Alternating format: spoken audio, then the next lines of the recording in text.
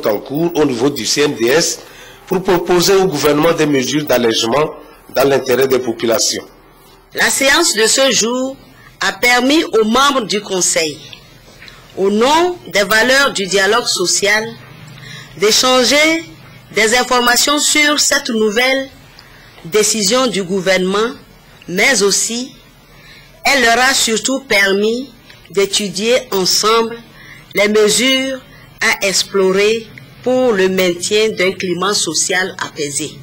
C'est ainsi au cours de cette séance, divers points de vue ont été confrontés pour la recherche de mesures idoines pouvant contribuer à alléger les conséquences induites par cette hausse de prix des produits pétroliers qui aussi permettront au gouvernement de prendre des mesures allant dans le sens de l'allègement des conséquences induites par cette hausse des prix des produits pétroliers.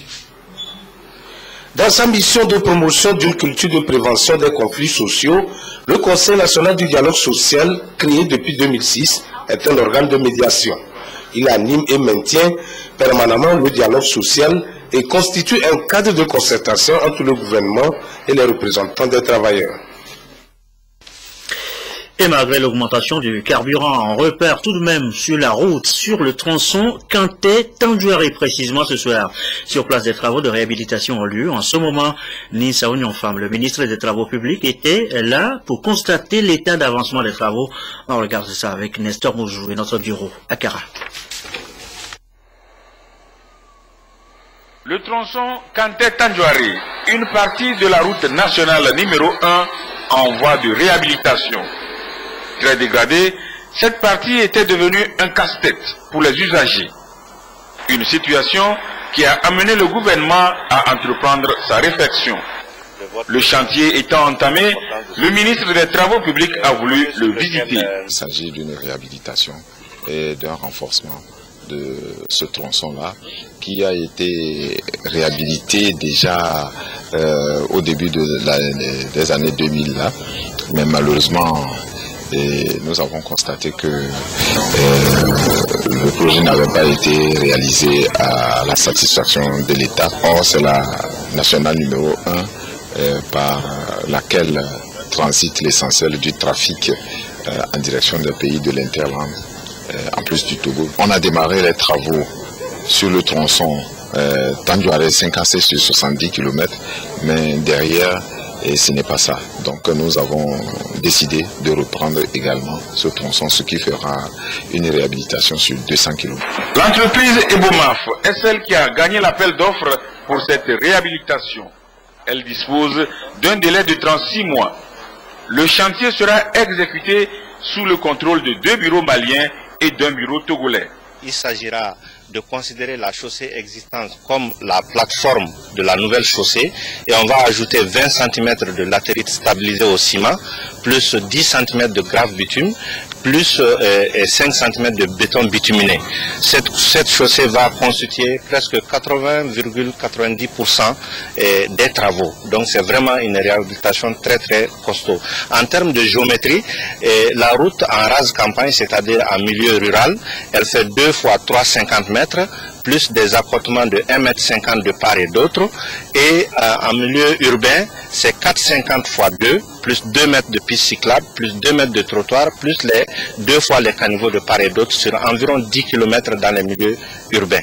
80 milliards de francs CFA, c'est la somme qui sera décaissée pour assurer la réhabilitation du tronçon Kanté-Tandjouari. Un cofinancement de l'État togolais et de la Banque ouest-africaine de développement BOAD. Autre sujet évoqué, l'accès à l'emploi pour les personnes en situation de handicap. Il faut le reconnaître, c'est un véritable chemin de croix pour cette couche sociale, pas mieux lotie sur le marché de l'emploi donc. Comme un remédier aux inégalités, le gouvernement a commandité une étude. Elle est passée à loupe depuis ce matin. Alors, mais les précisions, Maoussé, Mawena, Antoinette, Romain-Vavor, Rachel Aoukou. Un plan d'action qui prend en compte les difficultés d'insertion professionnelle des personnes en situation de handicap. Voilà de quoi il est question au cours de cette rencontre. Au Togo, le taux de personnes handicapées n'ayant pas accès au marché de l'emploi est estimé à 82%, dont 6,5% de chômeurs et 22,8% de sous-employés. Pour pallier ces inégalités, une étude diagnostique financée par le PNUD et commanditée par le ministère du Travail, de l'Emploi et de la Sécurité sociale fait l'objet de validation ce jour. L'étude diagnostique qui vient de se faire, c'est pour permettre de comprendre pourquoi les personnes handicapées n'arrivent pas à s'insérer sur le marché de l'emploi. Quels sont les goulots d'étranglement et comment contourner ces différentes difficultés. Quel sera le rôle des acteurs, des principaux acteurs, notamment l'État, les employeurs, les syndicats, la société active, qui constituent des acteurs qui favorisent l'insertion des personnes handicapées sur le marché. Selon ces études, plusieurs facteurs entravent l'émancipation des personnes en situation de handicap au Togo. Leur champ d'action est déjà limité. Il faut essayer de mettre en place tout le dispositif qui devait former les personnes handicapées et leur donner des compétences employables. Malgré les efforts louables entrepris par le gouvernement en matière d'accès équitable à l'emploi, beaucoup reste à faire.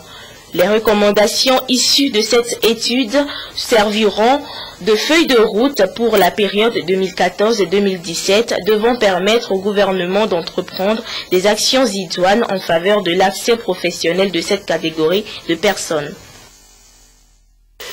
Immersion à présent dans le quotidien de l'une de ces personnes en situation de handicap. Vous allez la découvrir. C'est une femme, elle n'a pas de bras, mais ne s'apitoie pas du tout sur son triste sort. Elle se débrouille comme elle peut, avec bien sûr le soutien des proches. Portrait signé Christine Petit-Kialoudé.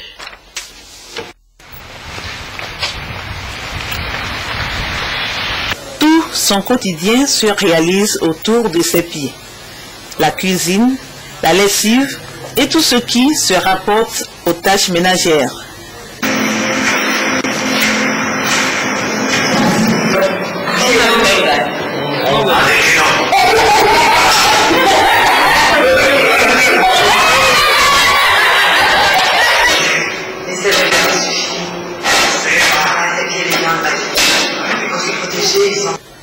Handicapé de naissance, et si étant né sans bras, n'a que ses pieds, pour se faire sa place dans la société. Je vendais du sucre, de la farine et des allumettes. Mais j'ai été victime d'un vol et ça ne marche plus. À 21 ans, né d'un père et d'une mère paysans, on ne peut pas dire que la nature ait gâté cette jeune femme. Mais loin de considérer sa situation comme une fatalité, et s'il ne se laisse pas décourager. Toujours gaie, elle accepte son sort avec beaucoup de flegme.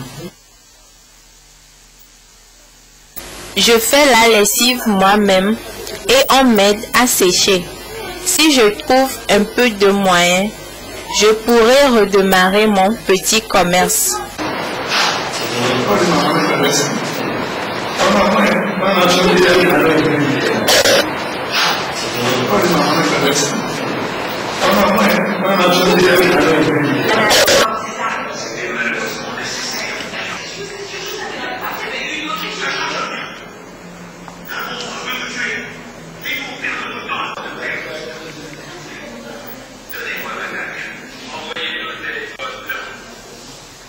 Elle a rampé pendant 9 ans. C'est la 10e année qu'elle a commencé à marcher. Avant, on lui donnait à manger. Donc, elle s'est efforcée à manger un peu avec son pied. Et à faire la lessive, tout ça, elle est habituée. Allô? Tu connais? Pour la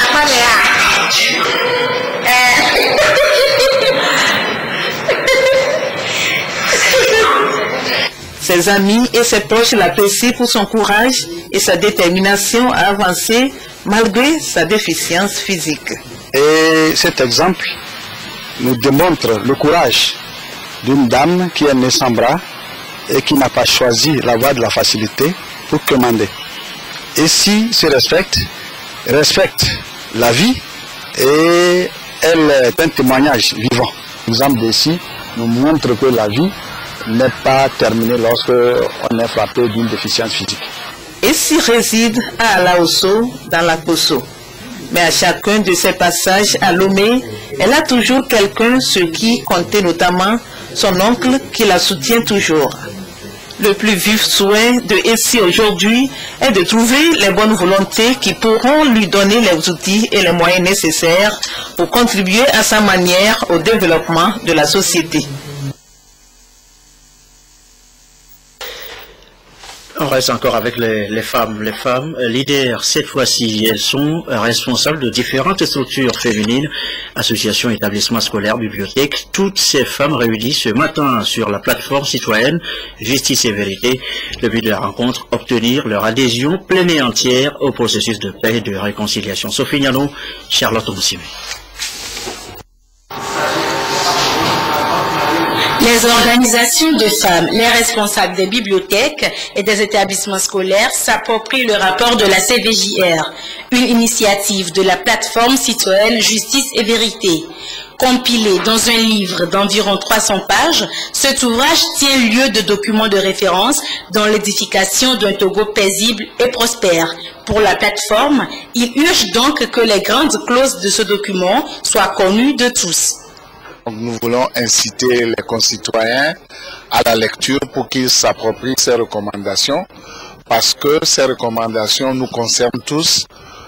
Et comme a dit Monseigneur Barriga, chacun doit faire sa part. Mais avant de faire sa part, il faut connaître les 68 recommandations. Dans sa stratégie de vulgarisation du dit rapport, la plateforme citoyenne a ciblé les bibliothèques et centres de lecture.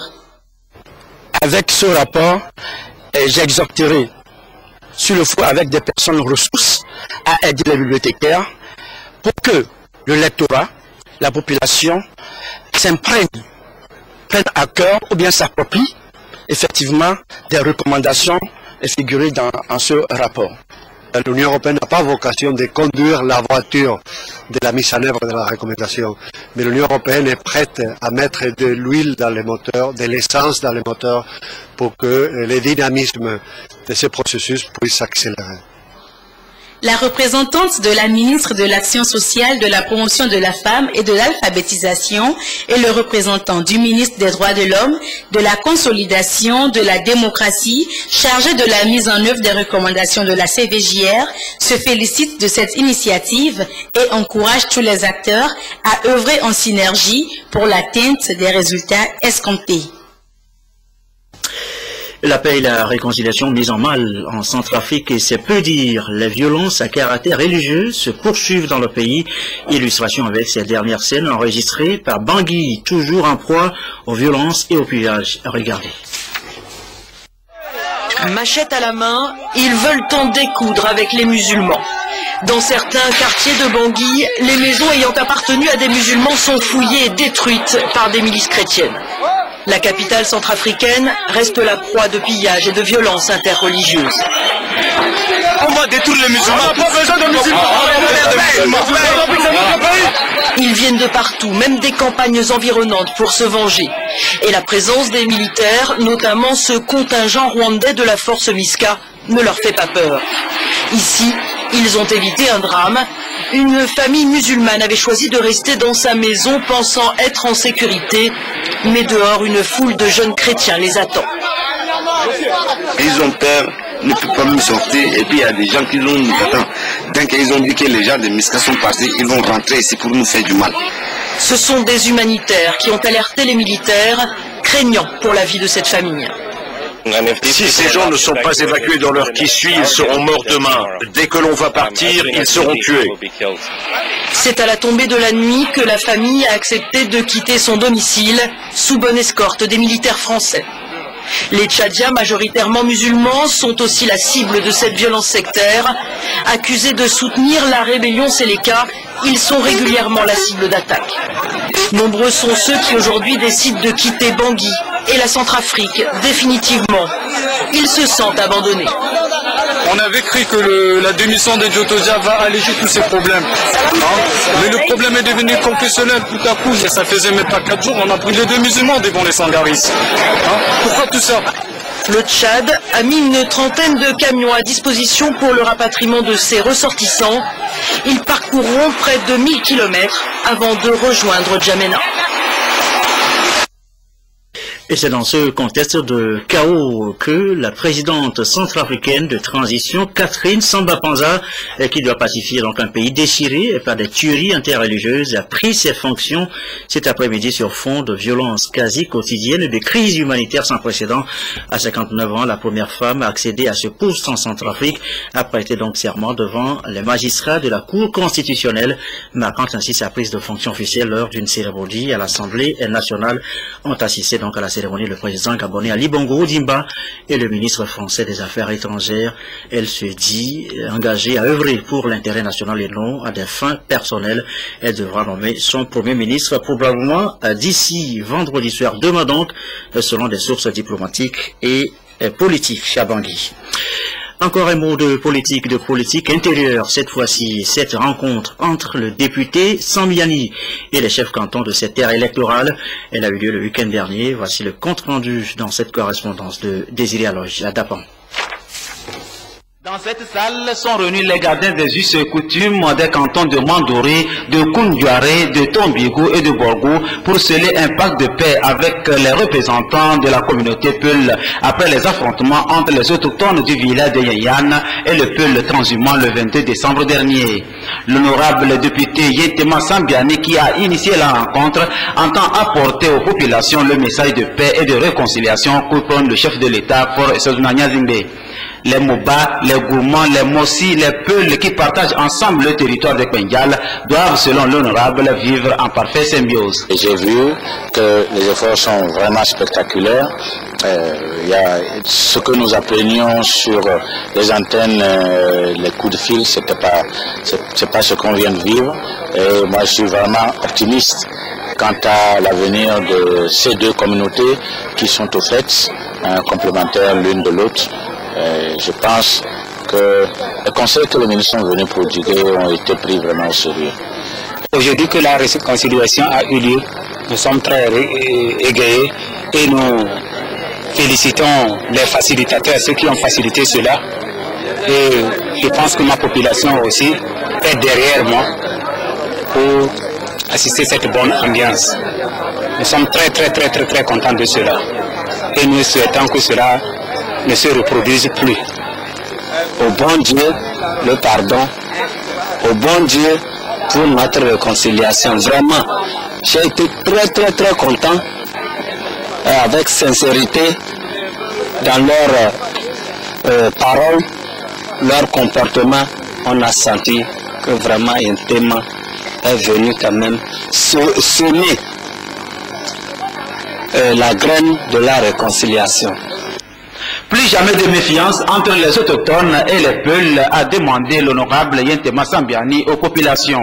En cas de litige, il est plus recommandé selon lui de ne jamais se faire justice, mais faire recours à la loi. Et on enchaîne avec ce communiqué du ministre de la Sécurité et de la Protection civile. Le 22 janvier 2014, des affrontements ont été signalés entre les populations et les Peuls dans certains villages environnants de la localité de Ouahala, dans la préfecture de Hao. En effet, aux environs de 3 heures du matin, Madame Katawelum Kosiwa, épouse Santa, habitant du village de Gweta-Kabié, 100 km au nord de Ouahala, qui revenait du Marigot, a été découverte grièvement blessée à coups de machette par un individu non identifié en fuite. Alertés, les populations locales ont très rapidement porté leurs soupçons sur les Peuls nomades. Et en guise de vengeance, les villageois se sont spontanément organisés pour s'attaquer à la communauté des Peuls nomades et sédentaires, ainsi qu'à leurs troupeaux dans les localités de Gota, Kabié, Somonou, Kopé et Aloukope. Le calme est revenu depuis hier grâce à la prompte intervention des forces de sécurité. Ces affrontements ont occasionné de graves conséquences, notamment 2 morts, 3 blessés et 16 bœufs abattus du côté Peul et 2 blessés au sein de la population autochtone. Il a été également enregistré 150 peuls déplacés, dont 75 enfants, 40 femmes et 35 hommes qui se trouvent actuellement regroupés à la brigade de la gendarmerie de Wahala. En ce moment où le gouvernement est en train de prendre toutes les dispositions pour une meilleure gestion du phénomène de la transhumance et instaurer une cohabitation pacifique et harmonieuse entre les populations locales et les transhumants, le ministre de la Sécurité et de la Protection civile appelle les uns et les autres au calme, leur recommande d'éviter toute forme de vengeance privée et les invite à faire confiance aux institutions étatiques pour le règlement de leurs différends. C'était là donc un communiqué du ministre de la Sécurité et de la Protection civile. Humanitaire et désormais le village d'Akobi Kondji, c'est dans le Yoto, et bien ce village, disais-je, dispose désormais d'un complexe socio-sanitaire, un orphelinat pour être précis, un don de l'ordre écuménique hospitalier et militaire de Saint-Jean, de Malte, de Rhodes et de Jérusalem. La structure a été inaugurée ce jeudi. Robert Potorbi.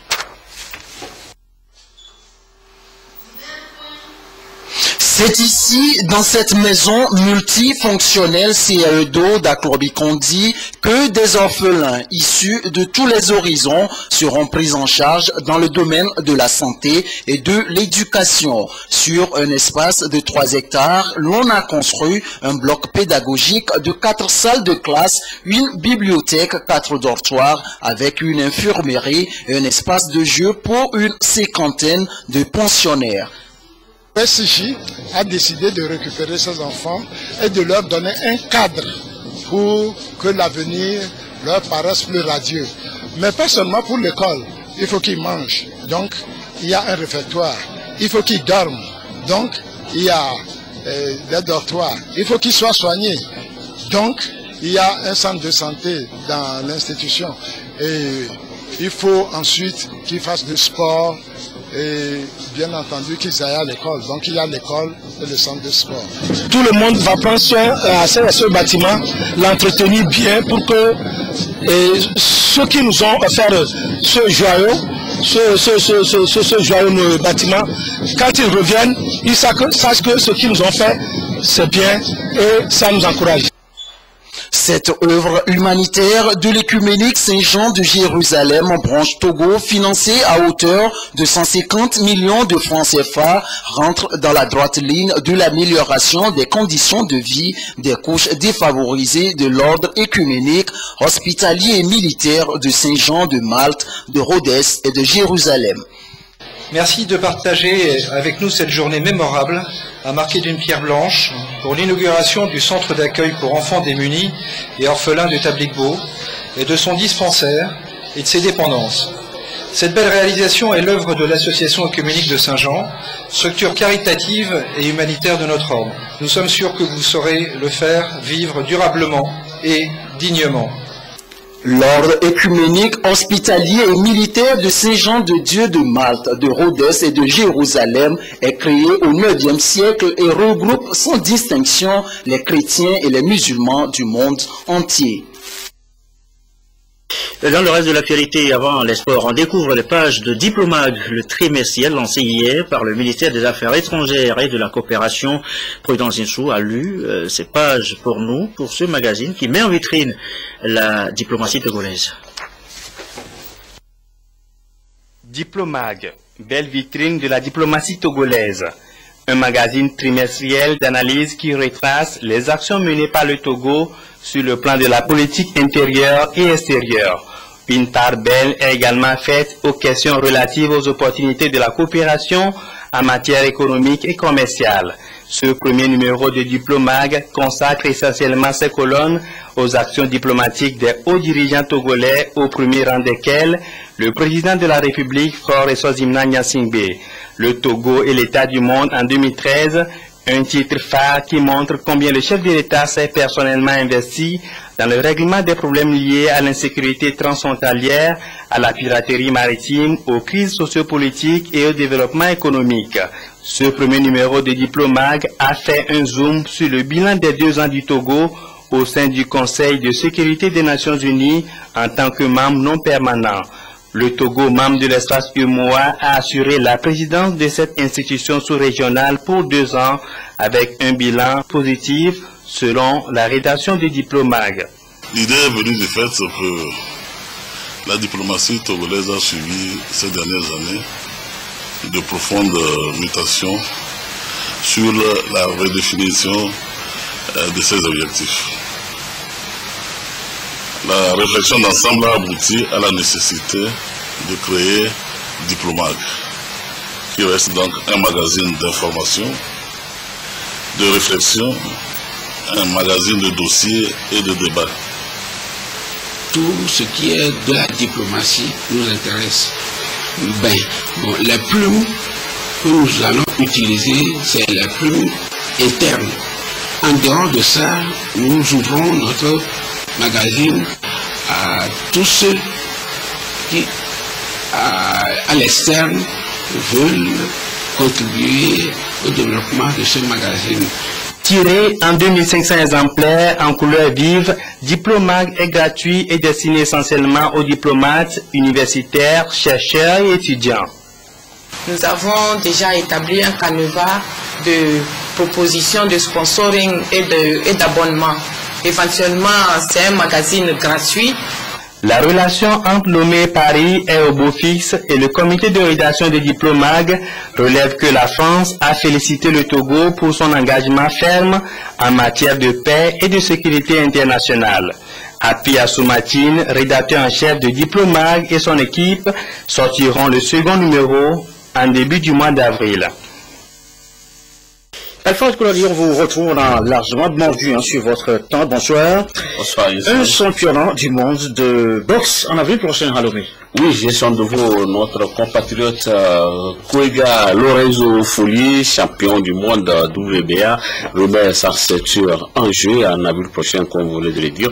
De passage à Lomé, il est allé annoncer la nouvelle à la ministre des Sports et de Loisirs. Il était accompagné du président de la Fédération togolaise de boxe, Martin Sandani, était dans les environs. On va sur le sujet.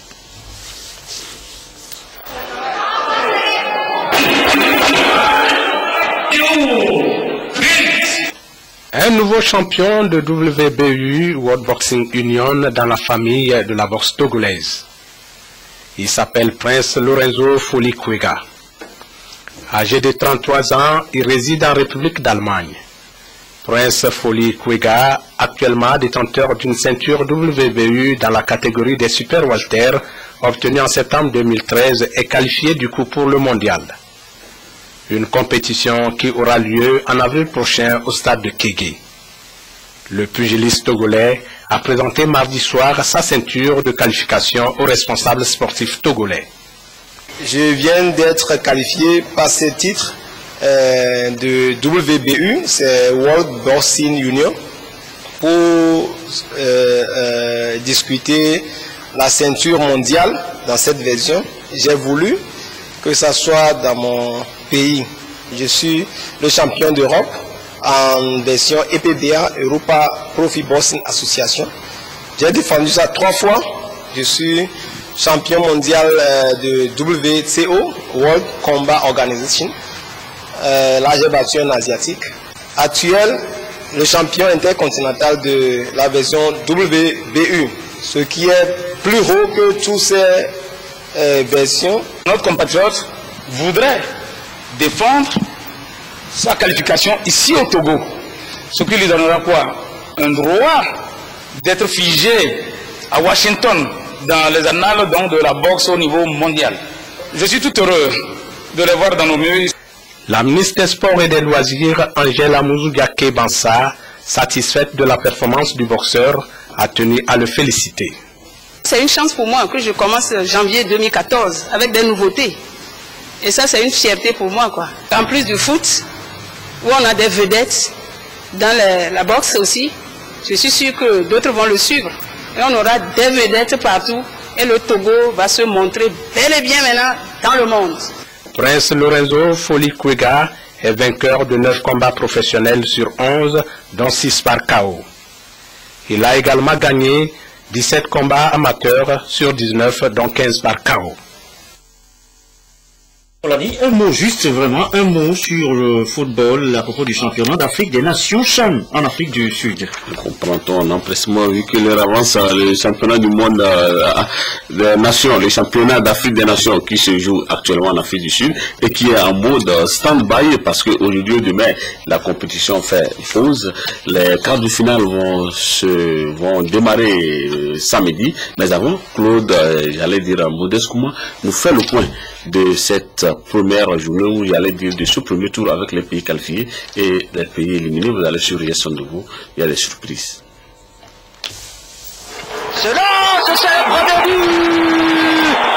Le Gabon et la République démocratique du Congo dans le groupe D sont les derniers qualifiés pour les quarts de finale. Les Panthères du Gabon ont dominé la Mauritanie 4-2 et sont leaders du groupe avec 7 points plus 3. Les Léopards qui ont difficilement dominé le Burundi 2-1 comptent 6 points. Le Burundi 4 points et la Mauritanie 0 points moins 5 sont éliminés. Le Ghana 7 points plus 2 et la Libye 5 points plus 2 passent dans le groupe C. Le Congo et l'Éthiopie rentrent à la maison. Le Zimbabwe et le Maroc poursuivent la compétition, tandis que le Burkina Faso et l'Ouganda sont sortis. Le Mali 7 points plus 2 et le Nigeria 6 points plus 3 sont les qualifiés du groupe A. L'Afrique du Sud, pays organisateur, et le Mozambique ont fini leur aventure. 59 buts sont marqués au cours de cette phase de poule et le Nigeria a la meilleure attaque avec 8 buts marqués.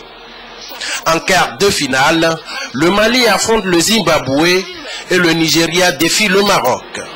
Le Ghana se mesure à la République démocratique du Congo et le Gabon accueille la Libye.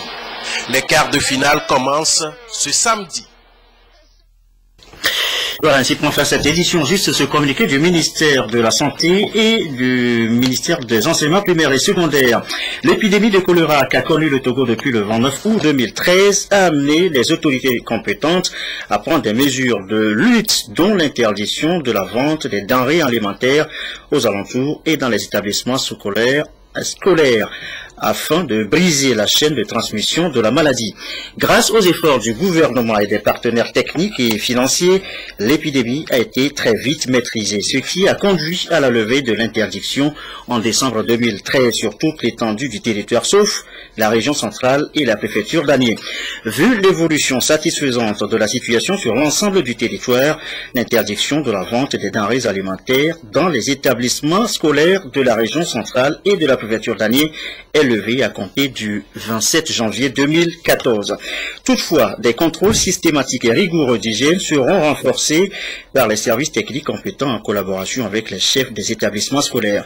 Les populations sont invitées à redoubler de vigilance dans l'observance des mesures d'hygiène, notamment le lavage des mains et des fruits, la protection des denrées alimentaires et l'utilisation des latrines en vue de l'éradication définitive de la maladie. Ensemble, luttons contre le choléra au Togo. Et sachez également que le ministère du Développement à la base de l'artisanat, de la jeunesse et de l'emploi des jeunes porte à la connaissance des populations togolaises que la cérémonie de lancement officiel du Fonds national de la finance inclusive prévue initialement pour le 24 janvier 2014 est reportée au samedi 25 janvier 2014 au Palais des Congrès de Kara, suivant le programme préétabli. Le ministre remercie les uns les autres pour leur compréhension et tient à préciser et à présenter ses excuses pour leurs désagréments, les désagréments causés par ce report. Merci à vous qui nous suivez ce soir partout d'ailleurs dans le monde sur la télévision togolaise et comme d'habitude, toujours fidèlement, excellente soirée.